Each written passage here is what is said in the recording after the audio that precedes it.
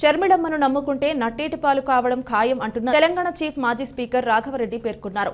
గురువారం వరకు కడప పట్టణంలోని ప్రెస్ క్లబ్లో వారు విలేకరుల సమావేశం నిర్వహించారు. ఎస్టాబ్లిష్ చేయడానికి సిద్ధంగా లేడు.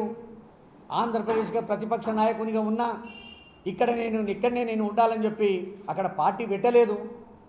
ఆ సమయంలో ఈమె షర్మిలమ్మ వస్తే 7.5 సంవత్సరాల తర్వాత వచ్చినా నేను తెలంగాణ బిడ్డనంటివి, తెలంగాణ పుట్టినంటివి, తెలంగాణ కోడలంటివి, బోనం ఎరకాంటివి, బతుకమ్మ ఎరకాంటివి, బిర్యానీ ఎరకాంటివి కళ్ళబొల్లి మాటలు చెప్పి 1000 కుటుంబాలను మోసం చేసినటువంటి షర్మిలమ్మ అక్కడ మోసం చేసింది.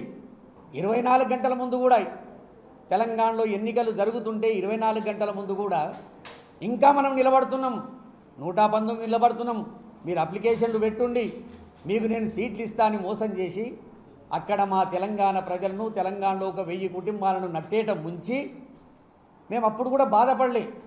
సరే షర్మిలమ్మ గారికి చేతనైతే లేదు, ఈమె పార్టీని మూసేసుకుంటుందేమో అనుకున్నాం. కానీ ఏ రోజైతే ఇదే మురిసిపల్లి షర్మిల, ఈ మురిసిపల్లి సునీతారెడ్డి ఇక రోడ్డు మీదకి వచ్చి బజ్జాత్గా, మా తెలంగాణ భాషలు అంటారు బేఇజ్జత్గా, బజ్జాత్గా ఫుట్పాత్లము తిరుగుకుంటూ కన్నీళ్లు పెట్టుకుంటూ ఇవాళ కడప ప్రజలను కూడా మోసం చేయడానికి ప్రయత్నం చేస్తుంది. కనుకనే ఈ పత్రికా విలేకరుల సమావేశం నేను పెట్టడం జరిగింది.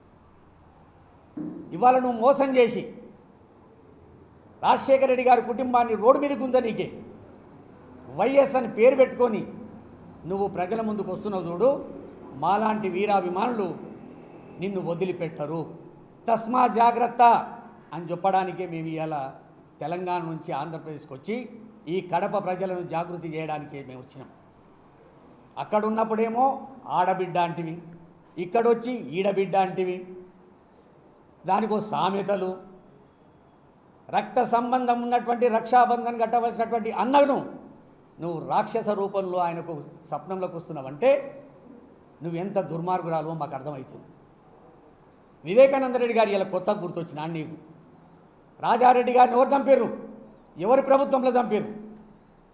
వివేకానంద రెడ్డి గారిని ఎవరి ప్రభుత్వంలో చంపారు? ఆ రోజు నువ్వు మాడిన మాటలు ఊసర వెళ్ళి కూడా భయపడే పరిస్థితికి వచ్చింది. ఇప్పుడు సమైక్య ఆంధ్రప్రదేశ్లో ఊసర వెళ్ళి అంటే చంద్రబాబు నాయుడు అనుకునేది. ఇవాళ నువ్వు కూడా ఆ విధంగా తయారైనవు. నువ్వు ఎవరి చేతిలో కీలుబొమ్మైనవో ప్రజలకు చెప్పాలి. అసలు నువ్వు పార్లమెంటుకి ఎందుకు నిలబడుతున్నావో ప్రజలకు చెప్పాలి. మురిసిపల్లి షర్మిలగా, మురిసిపల్లి సునీతారెడ్డిగా మీరు రోడ్ల పండు తిరుగుండి, మీరు ఎక్కడ తిరిగినా మాకు అభ్యంతరం లేదు.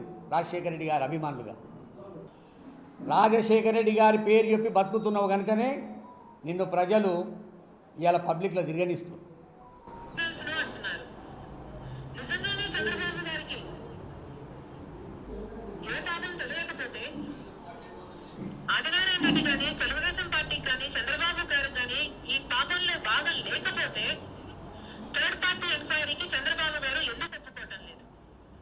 రాజకీయంగా మాట్లాడు.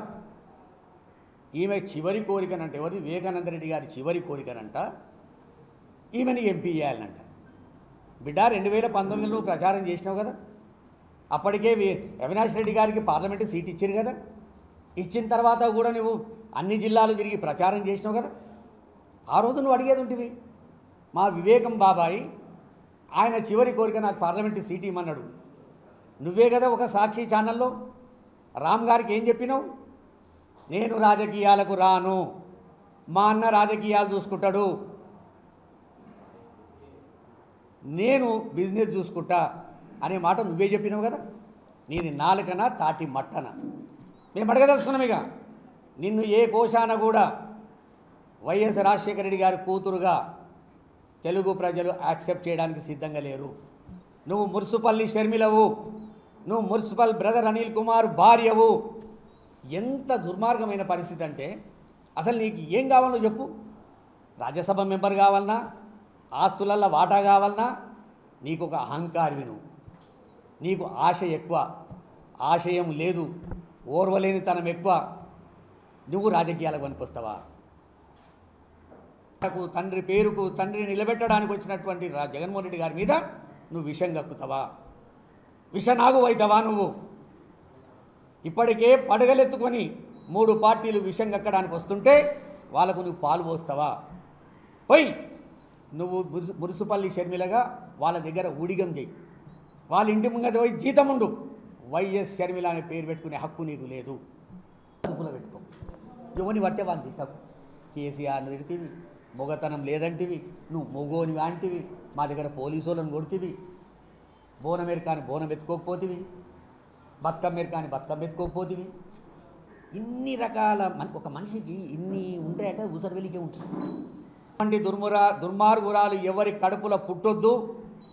సంవత్సరానికి ఒకసారి రక్షాబంధన్ కట్టవలసినటువంటి బిడ్డవు ఇలా విషం కక్కుకుంటూ తిరుగుతుంటే మాలాంటి వీరభక్తులు ఊరుకునే ప్రసక్తి లేదు.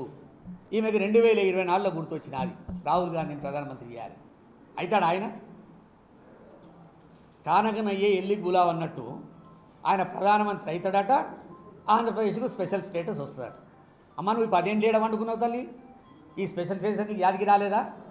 తెలంగాణప్పుడు ఏం మాట్లాడినావమ్మా? కృష్ణా జలాల మీద, గోదావరి జలాల మీద అవసరమైతే ఆంధ్రప్రదేశ్ ప్రజలకు వ్యతిరేకంగా ఉద్యమం చేస్తా అని చెప్తీవి కదా తల్లి.